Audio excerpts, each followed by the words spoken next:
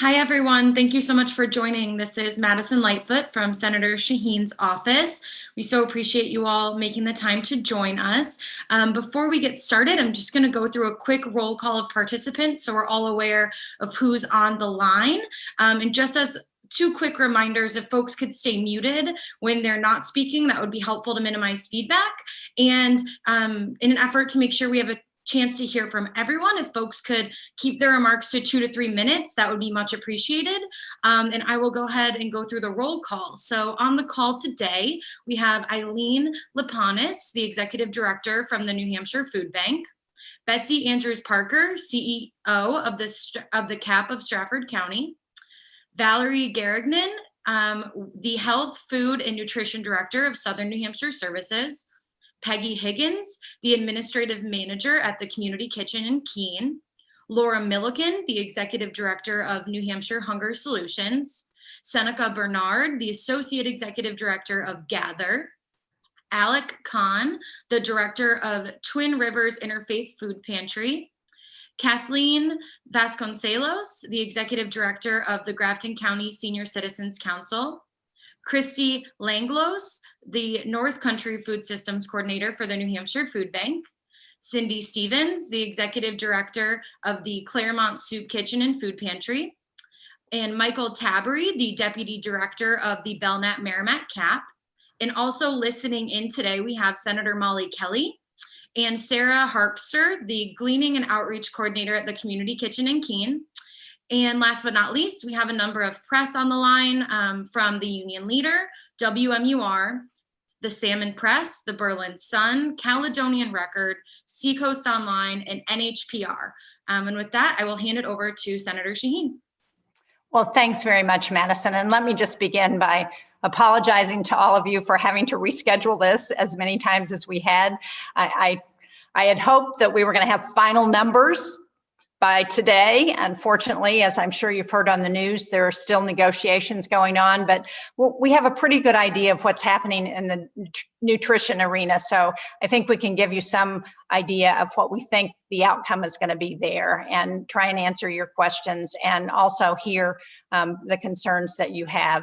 I want to just recognize, in addition to Madison, on the call from my office is Sarah Holmes, my state director, Kara Rye, who's the director of constituent services, Erica Anhalt, who has been the negotiator for the bipartisan group in the Senate that offered a proposal to leadership that I think helped restart the negotiations finally this week.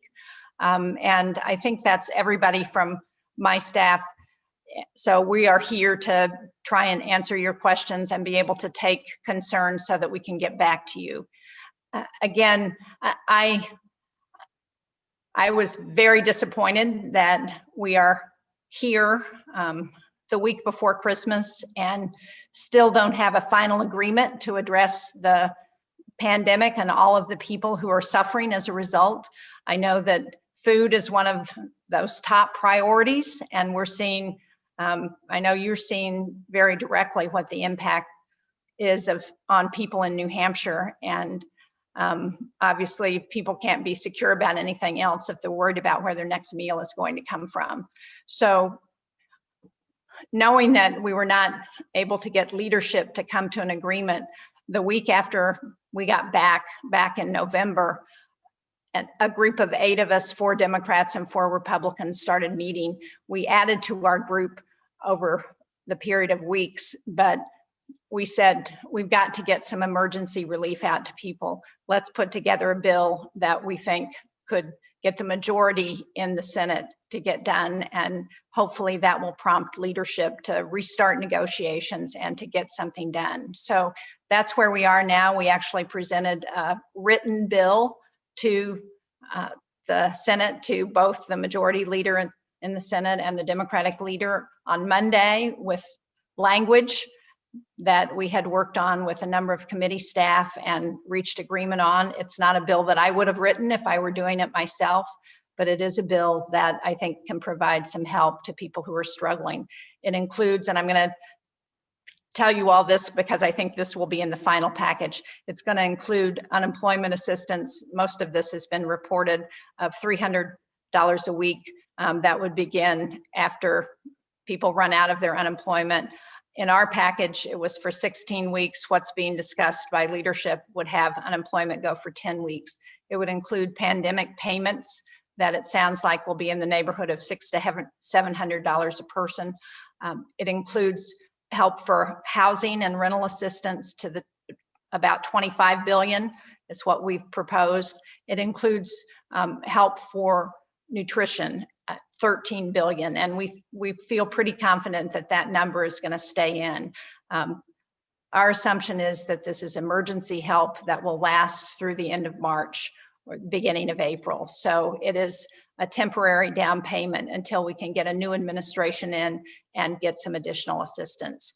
So I want to thank Erica, who worked really hard in our negotiations and continues to be available to know exactly what's happening in Washington. But Erica, I'm going to ask you to just run through some of the things that are part of that $13 billion so people have some idea before we open it up so that I can hear from everybody on the call.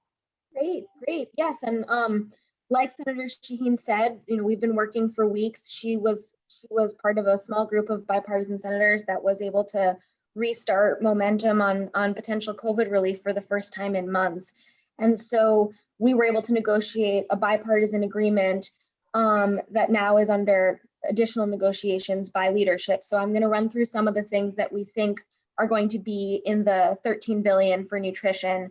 Obviously, with the understanding that this is still under active negotiation and we don't have finalized details just yet. But here are some things that we have been able to get bipartisan agreement on that we are very hopeful will be in the final package.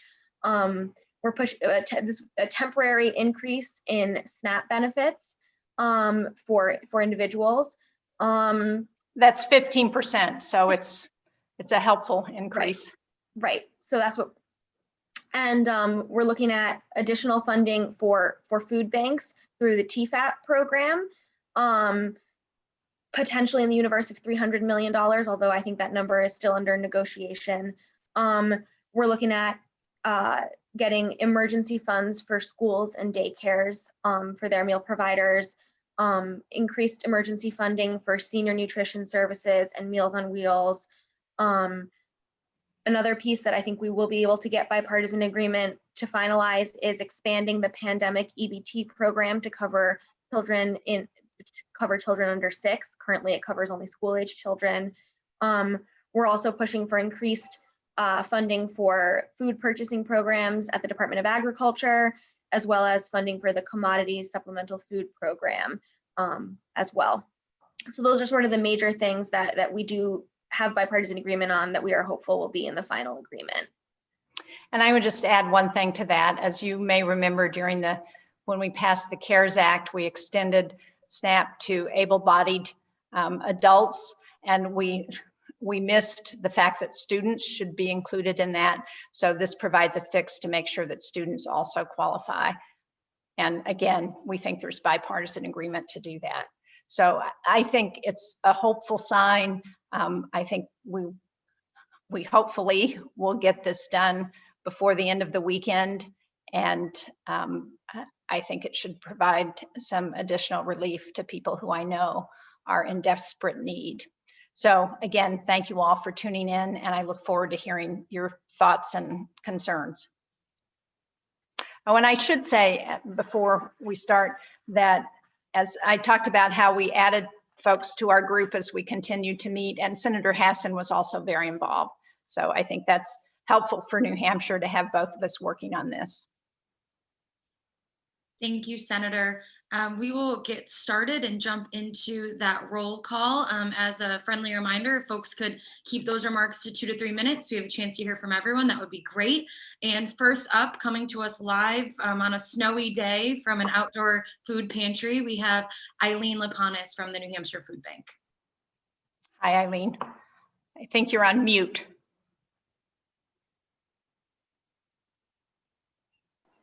There we go. Sorry. Yes, great. Yes, we are live from the Manchester Mobile Food Pantry. To give you an idea of the demand, we've had over 60 of these throughout the state, 4 to 5, sometimes 6 a week. We've served over 26,000 families, and we're closing in on almost 2 million pounds of food that have been distributed just through that venue. Our demand is up about 40% consistently. We normally, last year, we did about 14 million pounds. This year, it looks like we're gonna do about 18 million pounds. Wow. That's a significant increase. We were very fortunate to receive the CARES money. We spent more on food in the month of March than we did in all of 2019. We were able to expend just shy of 3.5 million of the CARES money. Part of that, we got 100,000 to go to a program that we've been trying to launch for a while called New Hampshire Feeding New Hampshire, where we gave our agencies a stipend and they were able to purchase local product. And that was fabulous, both for the farmers and for our agencies and their end clients. I'm very excited to hear about the increase in SNAP. Our hotline has been blowing up since this happened. This is also that you can see over there, those are the USDA food boxes that we've been getting. It'd be great if we had a local provider for that. Sure would. We had two trucks stuck in Connecticut yesterday, so we had to cancel one of the mobile food pantries in Colebrook, and we're rescheduling for Saturday. This has been a significant help. We are ready to continue regardless of whether we got the USDA boxes, because we know the demand's going to continue. It would just be a lot easier on us if it was continued and if it was local for us during this time. Good news about the SNAP, good news about the unemployment. The predominant stories that we hear in line here are, never had to use social services before. I've never needed this before. I'm sorry. People are apologizing. And we're like, no, we just try to make a kind of a good community event out of it. Usually we're playing some funky music, but folks, they're primarily saying it's unemployment, and they have multiple families now living with them, whether it's a sibling that moved in, a parent, or they moved back in their parent. So there's more mouths to feed in a house than before. And that's about it for my summary. Well, thanks, Eileen, and thanks for all of the great work you all are doing. And again, I think that's what we're hearing around the country, that there are a lot of people who need help with food now who have never needed it before because of the number of businesses that are in difficulties and the number of people who are unemployed. So hopefully. Thank you for fighting for them. Thanks. Thank you, Eileen. Next, we have Betsey Andrews Parker from the CAP of Stratford County. So Betsey. Good morning. Good to see you. Morning. And thanks for all the work you're doing. I know I can speak on behalf of everyone. We are so fortunate to have an advocate when other states don't have the advocates that we have in you for doing this. So I really appreciate this. And it's hard to believe that nutrition is something that people fight over. Like it blows my mind, and we all believe that. The one thing I can say is that I'm looking at all of our partners across the screen, and if any one of our partners falls down, then our safety net across New Hampshire and the states fall down. So when we support one, we support all. And the two things that really strike me is looking at how, just for Stratford County, we just did $1.7 million in housing assistance just from July, just for my Stratford County. If that doesn't give you an indication of how desperate people are, and that out of the clients that we served last year, 29% of them are 24 to 44 years old. Those are the people who haven't asked for assistance, are in our service industry, who we find who are coming to a lot of these mobile food banks and doing things. But even more importantly, 14% of my clients are between the ages of 6 and 14. So they're the ones who are depending on school lunch. They're the ones who are remembering that they didn't have food at this time. My staff right now are distributing holiday food baskets, and I just asked them for the number. 950 are going out today. We normally do about 430. Like that's a doubling of that happening this year. And what's really important too is for us, when you're talking about supporting childcare, we all know that children eat at childcare, and without having access to childcare, we all know the number of kids. You guys were great advocates for us for the summer meals program that extended and that continues. It's scary to know that in states, that program will only go as long as the money lasts. So having that money to continue it, this isn't ending. And then having flexible funding like CSBG, that allowed us to help pick up for senior meals and do like a reverse delivery for seniors this year and pick up where those gaps are. Meals on Wheels is great, but a lot of people just don't know how to access it, or they're afraid. So all that flexibility it really was allowing us to be able to meet the needs of people, and it's starting back up again. So again, I can go on with all the stories, but again, those are the big things: the childcare, the school meals, and the flexibility to meet people has been incredibly helpful. And we cannot wait. By midnight tonight, right? We're going to have us all done and we'll be able to go home for the weekend. No, I fear that because there's still provisions that have to be written. So I think what we're going to see, and again, all of the reporters on the call, please be sure and say that this is what I think is going to happen. Don't quote me directly. This is what I think. But what I think we're going to see is a short-term CR that's going to go through the next couple of days to allow us to get the COVID relief package finally negotiated. I think most of the omnibus, the government funding piece, has been agreed to. There are a few outstanding issues, but those, the big issue is getting the COVID relief done. And so I think it could be through the weekend before we get a final agreement. But the good news is we have heard both Speaker Pelosi and Majority Leader McConnell now say that we are not going to go home until we get this done. So that is the good news. We can reassure people that it's going to get done before Christmas.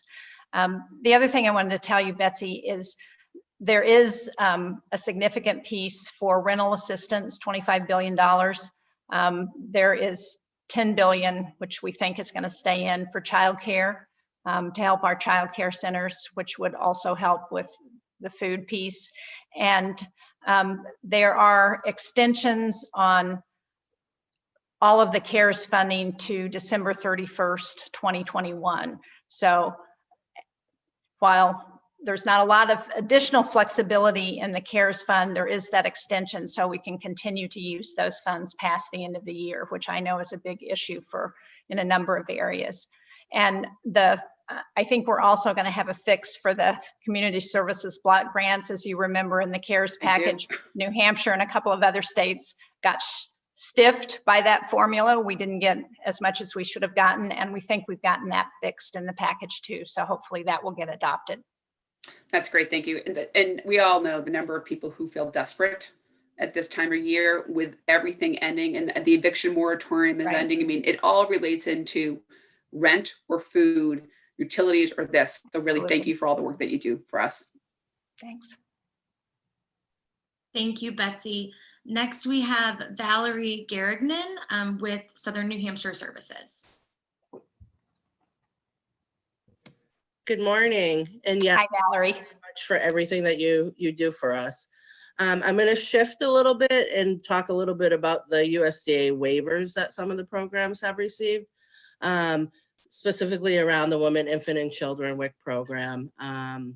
We have, since March, we have had kind of waivers put into place to help us service our families remotely, which has been a huge success for us. We went from a caseload of 5,200 a month to 6,400. So there's definitely a huge need out there for the program. In the feedback that Can I ask, Valerie, do we need to extend those waivers as part of what we do? Well, yeah, I think they need to be extended. I'm thinking through the vaccination period because we're hearing from these families and they do not want to come into our offices. Yeah. And to be honest with you, we're on a regular normal day, we would see about 80 families coming through our door, and there's no way that we can service that many safely right now. Mm-hmm.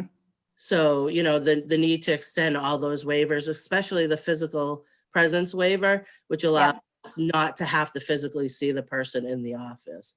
So those are really my biggest concerns right now. We do have those waivers through I think it's like February 22nd. It's we have 30 days after the national emergency is up. So after that, whether the emergency will continue or not will depend on whether we have those waivers.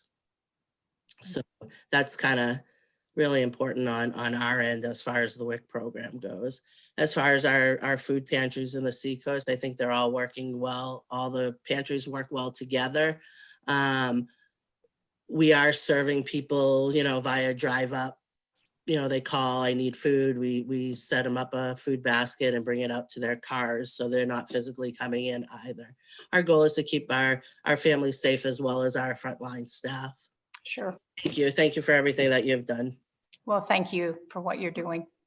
Thank you. Thank you, Valerie. Next, we have Peggy Higgins with the Community Kitchen in Keene.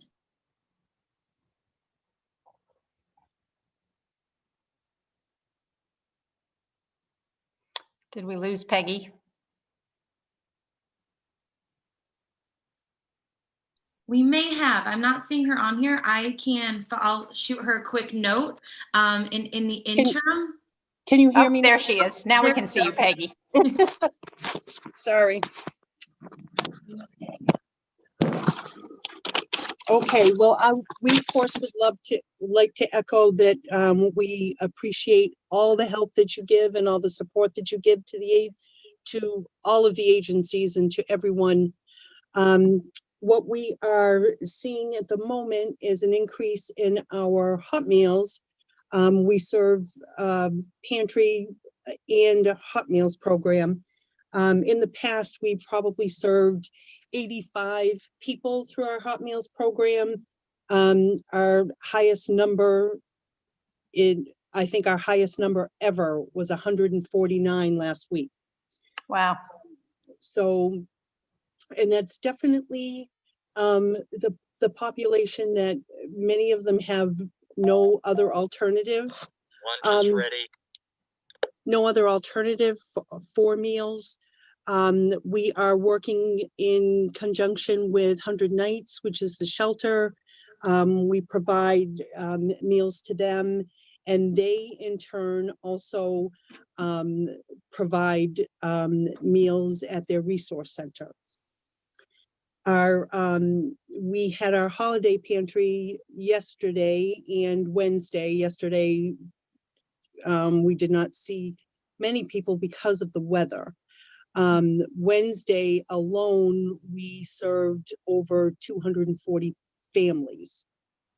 So definitely we are seeing an increase, especially in our hot meals.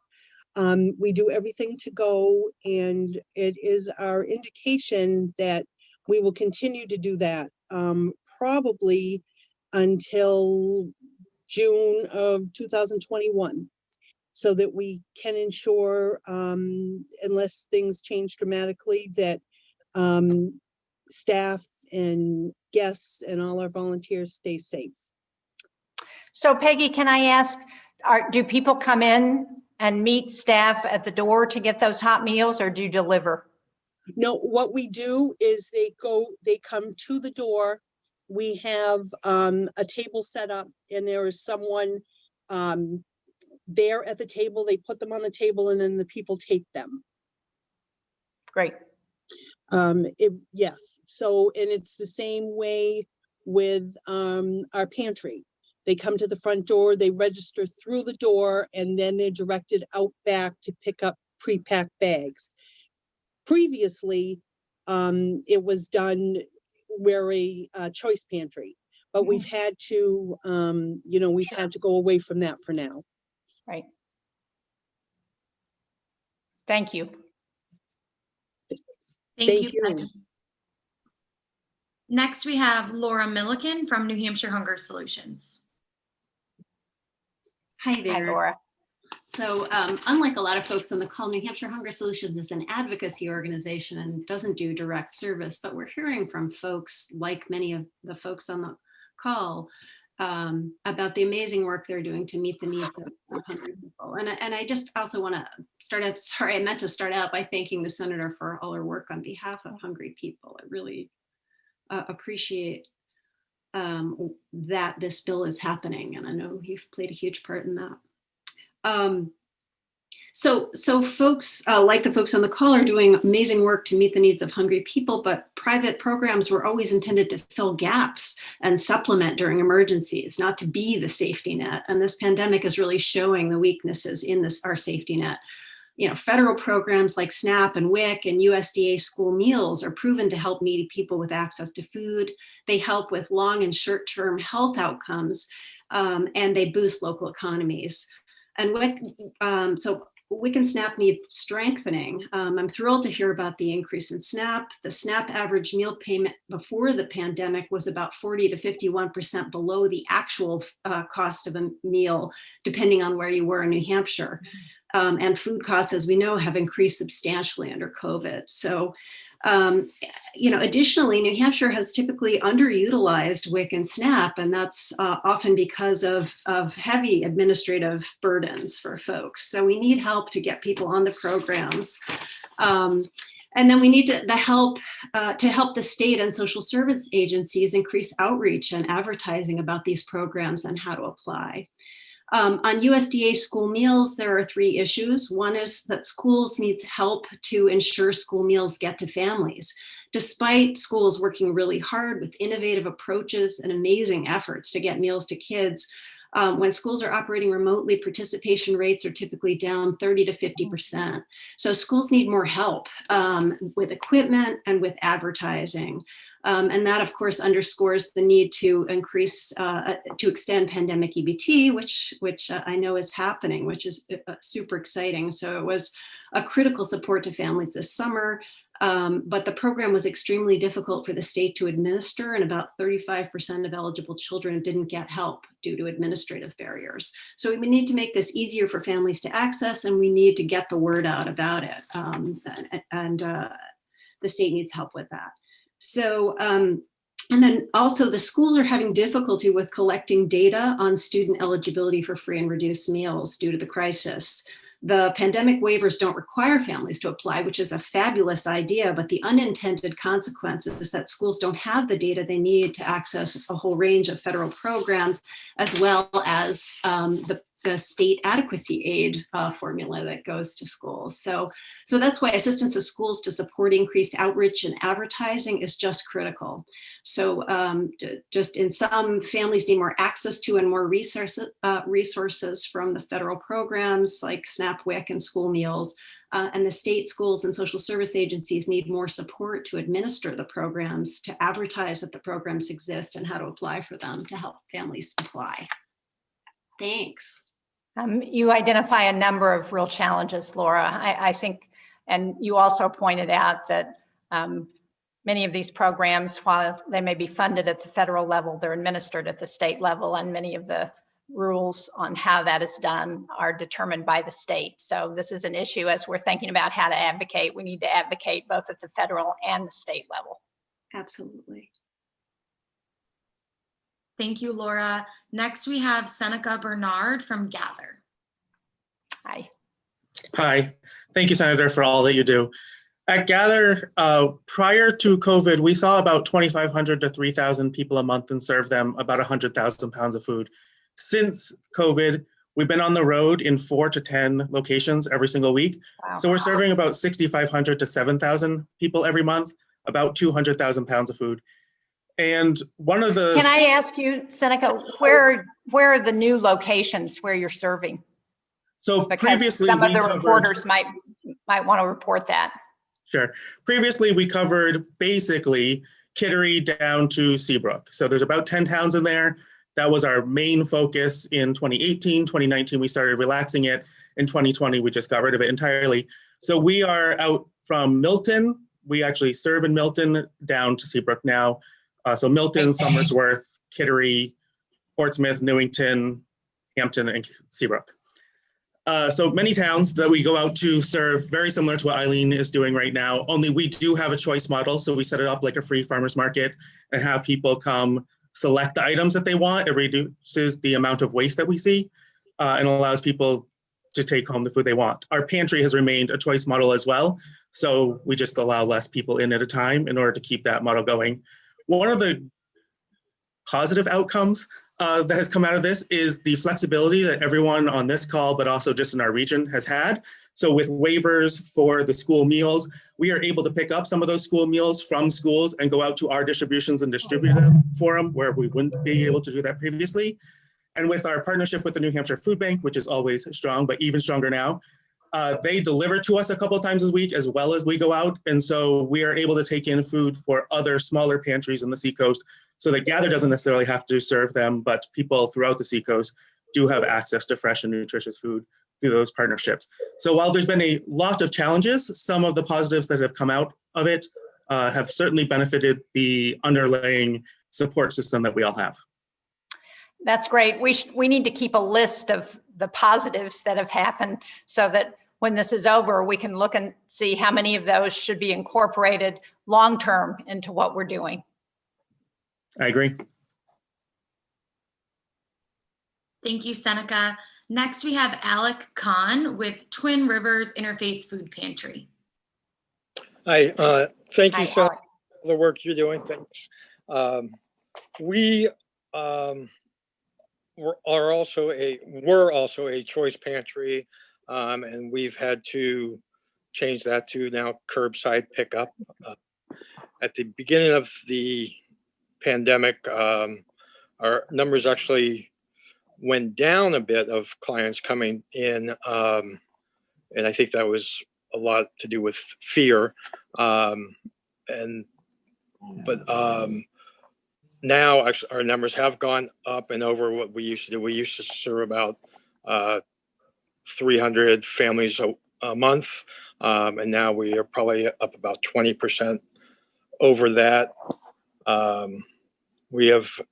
also want to thank Eileen at the food bank. We've taken advantage of a lot of their programs, they now deliver the USDA boxes to us, as well as our normal food bank order. So that has been helpful. We also do a weekend, we pack bags for students who are eligible for free and reduced lunch to get them, they get these bags to get them through the weekends.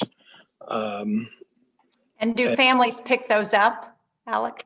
No, those are actually, there's a service in Franklin that delivers them on the school buses. They take the great. school bus routes. And also, I find that we could use help as well with outreach. We did find a lot of times that people weren't aware that we were still open at the beginning. But as also now I think we know there are a lot of homeless in our community, but they don't know that they're eligible to come here, or they don't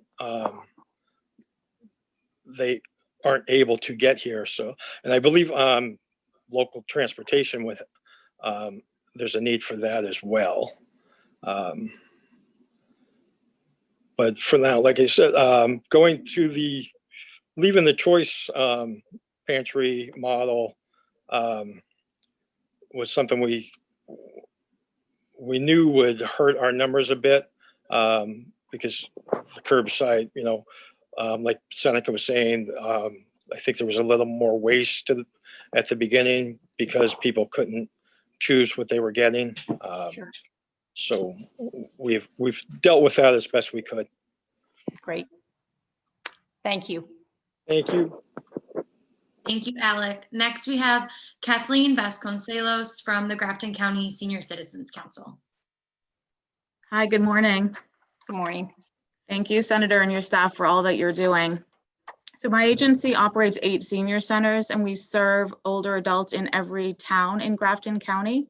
We do Meals on Wheels. We've continued to do that throughout the pandemic. We've added a grab and go drive-through style service as well. So that's something that we did not do pre-COVID. Last month, we served 13,000 Meals on Wheels. It's about 10% higher than pre-COVID agency-wide. And we served 2,000 grab and go meals, but that number is increasing every month. We don't have any in-person programs right now. So we used to have congregate meals and in-person transportation service, but we are using our vehicles to deliver meals and shelf-stable food. A large portion of that food is from the New Hampshire Food Bank. that regular delivery of those food items is not something that we did pre-COVID. So a few concerns. Number one, not directly, I guess, related to nutrition, but the isolation among older adults is a huge concern. One of the reasons that our grab and go meals are so popular is that people can come out to the center and there's a brief social interaction, and that component is so important. So in the winter months when not as many people will be out, and I mean, yesterday we had to cancel some of our grab and goes because of the storm, that's even more of a factor. So we're making sure that our staff at the senior centers are contacting clients on a daily basis to keep that connection and to check on them. Oh, So it's been really important. As for funding, we did receive FFCRA and CARES funds for meals and some funding for other non-meal COVID-related expenses. So that's been wonderful. The DHHS staff has been fantastic. And as Seneca, I think, mentioned, the flexibility in how we're able to provide services has been fantastic. So setting up things like grab and go that we were not able to do before has allowed us to serve those in need in creative ways. Another concern that I think is worth mentioning here is staffing. So our employees are essential workers. Many of them are on the front lines. They're showing up every day. It's very challenging. It's because they care about our clients. They're dedicated to the mission. But for our agency, a lot of our workers are older adults themselves and themselves are high risk. So, anything that we can do to help, maybe temporarily increase their pay or provide bonuses will help us with retaining those employees, because finding employees right now is very challenging as well. So I guess that's my summary, and just want to thank you again for all you're doing on behalf of our clients. Well, thank you. Can I ask, maybe by a show of hands, how many of you have had issues with staff who have become ill with the coronavirus, or who have had to isolate because they have been exposed? Mm-hmm. So about half of, so it's been an issue for a number of you. And FMLA for school and remote schooling, that's had a huge impact. Oh, I bet. Yeah. That is one of the issues that is there's currently disagreement on in the negotiations that are happening right now. Obviously, I think this is one that breaks out along partisan lines. The Democrats would like to extend the provisions that were in the CARES package to provide FMLA. And there's not agreement on that yet. But I think we're making the argument that this is something that is also good for businesses, because they don't want people coming in who are ill. And if people feel like they can't support their families by staying home when they're ill, then they're going to continue to come into work. So everybody benefits when people can stay home when they're not well.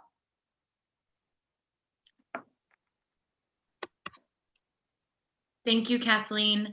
Next, we have Christy Langlois from the North Country Food Systems Coordinator with the New Hampshire Food Bank. Hi there. I just want to say thank you to Senator Shaheen for your due diligence about rescheduling this conversation, because obviously that's a testament to your commitment to food insecurity in the state. And it's definitely obviously for, front and foremost at this point in time. I won't go into all the details and statistics that Eileen really outlined very graciously and really good with what our numbers are. They are really through the roof. But I will say that one of the things that, just to kind of put some of those numbers that she mentioned into perspective, she indicated to all of you that we currently just hit our 60th mobile in statewide since March. We typically in the past, in all the years prior, would have held 2 mobiles a year. Wow. So to say that we went from 2 to over 60 is, and we're, got a couple weeks here left of the year to close out that number. Just kind of really. Could you just define what the mobiles are a little better, so that everybody who's listening in who might not be familiar understands exactly what we're talking about? So the food bank typically generally works prior to COVID with pantries, shelters, and soup kitchens and whatnot. And that's why we had in the years prior had only done, 2 mobiles a year. Mobiles are when we actually do direct service to clients, and they're the model, I believe, initially on the onset with the Farm to Families program was called truck to trunk. So we are having our trucks, our vendor trucks, show up, unload the product in the parking lot, and go directly from the parking lot into the client's vehicles. That has, proved. Eileen mentioned the fact that having local vendors has been a major issue, and that was going to be the whole point of my whole little 2 to 3 minute spiel, was that I'm one of the very few food bank remote employees. I live in Berlin, New Hampshire, northern tier. I service all of Coos County in the northern tier of Grafton and Carroll counties. I'm actually sitting here at one of my agencies little pantries here in Littleton because I had to do something here this morning. So they're letting me use their office in one of their pantries to hop onto the Zoom call. But one of the big things with the mobiles and having a vendor out of town, we've had so many issues with that, from there being like a promise to being a lift gate on the vehicle. So it's because it's come directly up from Maryland, and it'll show up to the site for the mobile and it won't have a lift gate. They'll get there 3 hours late because they've Googled it wrong. Yesterday was the most heartbreaking day of my time with this since the beginning of March, whereas we actually had to cancel one altogether up in Colebrook, and we had to postpone the one in Gorham, which is going to be tomorrow. The one in Colebrook, when people, actually show up to that, and I get like, up to 1,000 households that will drive to that, and sometimes drive up 45 minutes to an hour, and have made the decision to say to themselves, this mobile isn't a supplement, which is what it used to be. This mobile and the food that they're getting at that is now one of their primary sources in addition to their SNAP.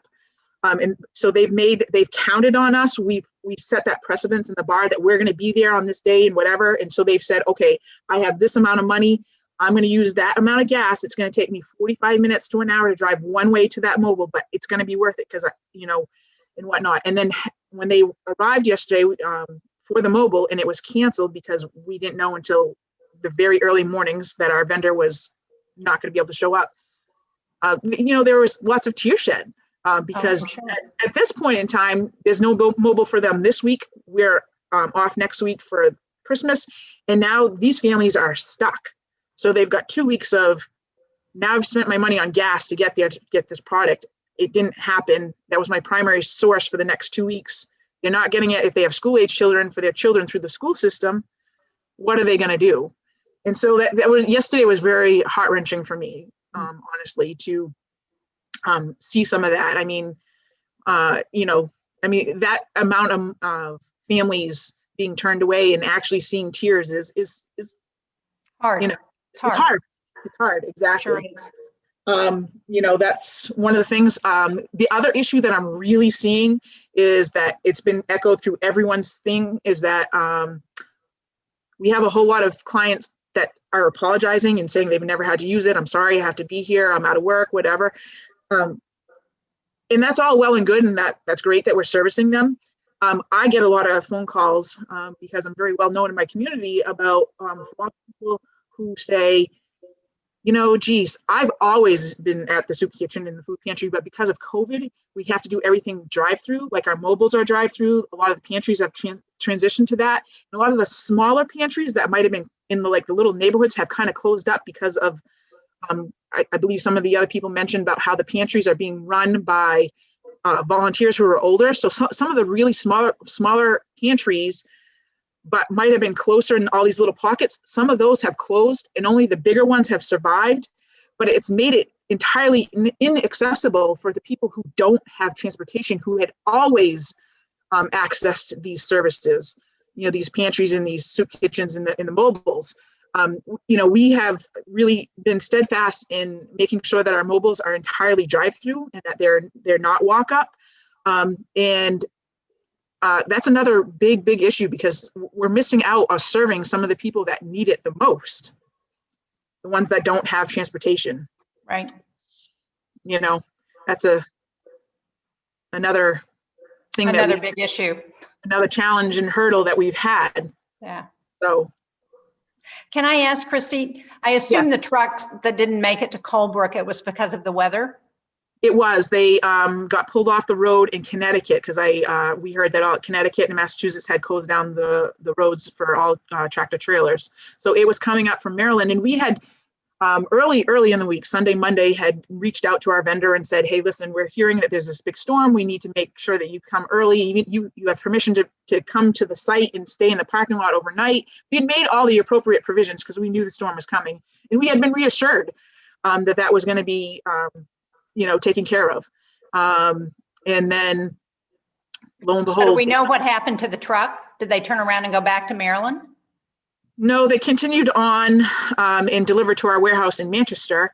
And we're, having another truck that was coming out for the rescheduled one for tomorrow in, Gorham. But we weren't able with the short notice to get another one rescheduled for up in Colebrook. But, at both of those sites in particular, I'm seeing about 1,000 at both of those sites. And then, we had next week off. So we won't be back into those areas until the 31st. So, that's why I kind of had really made the pitch for us to reschedule Gorham for tomorrow, Saturday, which was not something we typically do. But I just couldn't see that not taking place, at least at one of the two sites. Yeah, no, thank you for fighting for that. Yep. Thank you, Christy. And next we have Cindy Stevens from the Claremont Soup Kitchen and Food Pantry. Hi, Cindy. Hi.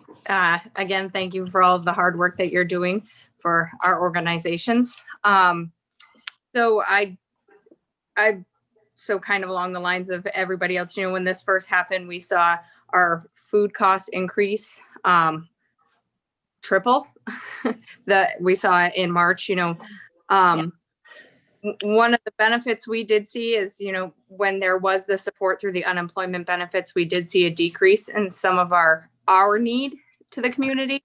However, again, in the past few months, we've definitely seen a significant increase. 23% in the meals we're feeding, 11% in the food boxes that we're giving out through the pantry. When this first started, we were kind of just getting our hands wet with feeding for breakfast and lunch as well as dinner. We serve evening meals 7 days a week, and Monday through Friday, we were just trying to start with our breakfast and lunch. However, once the pandemic started, we did go right to a takeout, and we made it more of a priority to make sure that we could give them 3 meals a day, at least 5 days a week. And we do continue to feed evening meals on the weekends. We do get a lot of support from the New Hampshire Food Bank. The truck to trunk that they were talking about, the mobile food pantries, they did their first mobile food pantry here in October. They came with 350 boxes, only to find out that lasted them 45 minutes. Wow. Yeah, so we were recognized as a community that really needed their support. So they've been holding them weekly here. I know the last time I talked to Eileen, I think she said they had distributed 1,900 pounds of food. They've been coming prepared with 600 boxes a week, which only approximately 40 are coming back to my organization that we then distribute. So there's a huge need in our community. As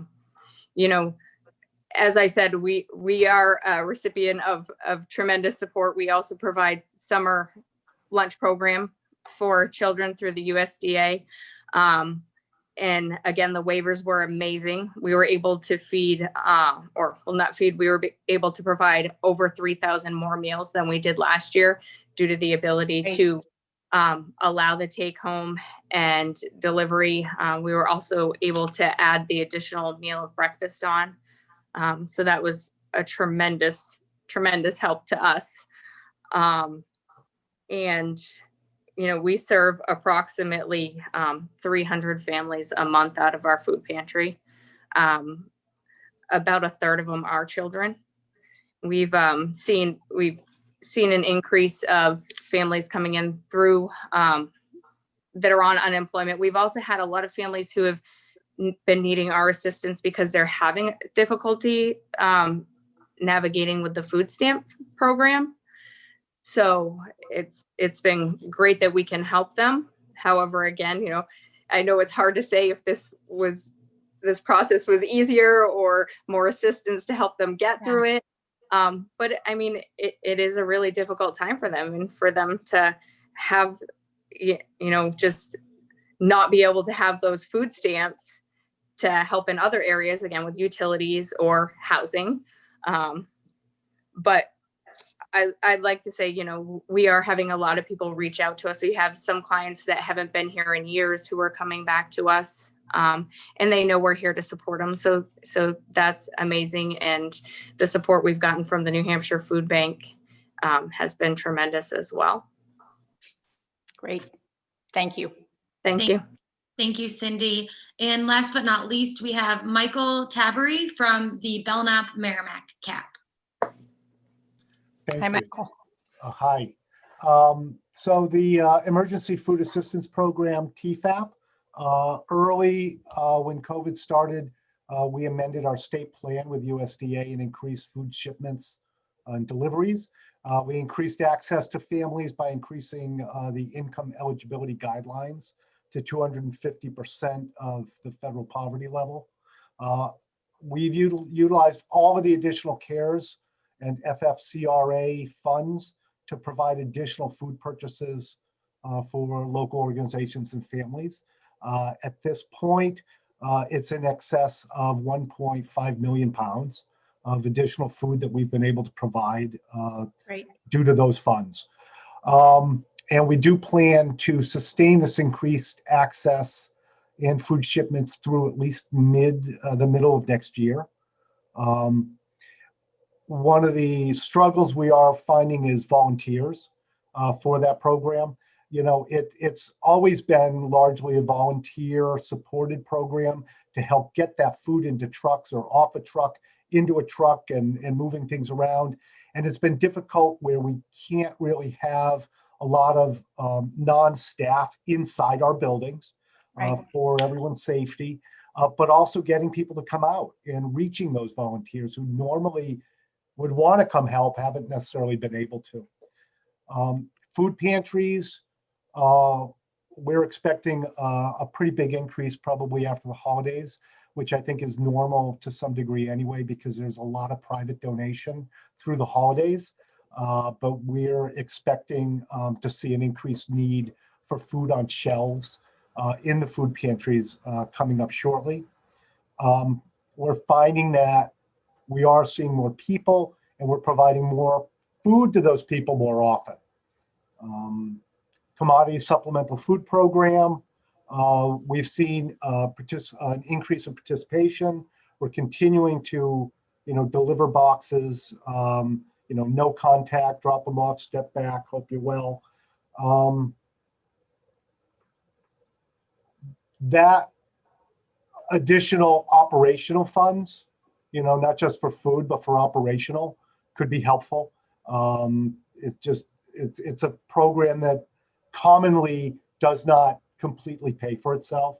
So we find ourselves putting in other funds to be able to try to maintain that program. Meals on Wheels, early in the COVID scenario, we were in the process of investigating converting to frozen meals. So we accelerated that as soon as COVID hit. We're currently delivering 3 days a week with a larger number of meals each time and doing contacts via phone to maintain that social contact with our clients. And so let me ask you, Michael. Yes.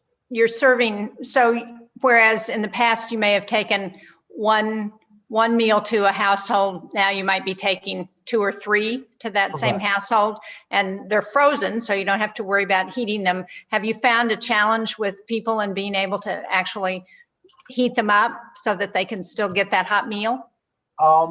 I know some concern of that was raised at the beginning. I haven't had a lot of feedback that it's a major problem. Oh, good. I think, you know, as situations like that have come up, I think the staff have worked to help them find resources to overcome those. Great. So we're doing no contact pickup of meals also at our senior centers.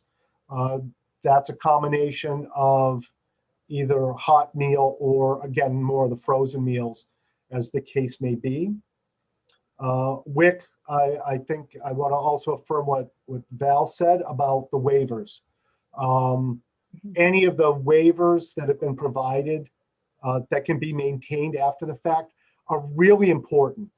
We're finding, you know, even permanent for many of these would improve our ability to reach more of our clients. Barriers, yeah, they've got more during COVID, but people in poverty have barriers when there isn't COVID. So everything we can do to lower those barriers is really going to have a positive impact on helping them in their life situations. And if I might real quickly say, I saw you do the live press conference the other day with the bipartisan group, and I made my 10-year-old daughter come down and sit and watch you, gave her a bit of a civics lesson and a little New Hampshire political history while we were at it. So thank you very much for all you're doing for us. Well, thanks, Michael. And as I said, both Senator Hassan and I were there at that press conference, and I think that bodes well for trying to make sure that we can provide as much help as we can to the challenges that people in New Hampshire are experiencing. Thank you. Thank you. Well, thank you all. I know we promised not to keep everybody on too long. I really appreciate not just your willingness to get on the call today after the earlier cancellations, but the work that you're doing every day to try and ensure that people in New Hampshire get enough to eat. One of our most basic needs, and we've got to ensure that people can feel like they can eat when they're hungry. And for too many people, that's just not the case today. I hope you will stay in touch with us. We hope, as I said, doing everything we can to try and push to get that bill done to ensure that the dollars are there for nutrition. Hopefully it's only going to be an emergency we're going to be able to get back at this after we get past the first of the year when the new administration comes in and better assess what the needs are. But hopefully this can be some emergency help that people can look forward to for the next few months. Again, you all know how to reach Madison, I'm sure, and Erica in DC, and of course, Sarah. We are here to try and respond to concerns that you have or challenges to help in any way we can. So please let us know what's going on. Let us know if you think there's some way in which we can help. And of course, Kara gets the information about what's happening because we hear from a lot of constituents, and Kara gets those phone calls with so many of our staff raising concerns about what's going on. So thank you all very much. I hope you have very happy holidays and that we are able to get this help for people who need it. Bye. Thank you, Senator. Thank you, Senator.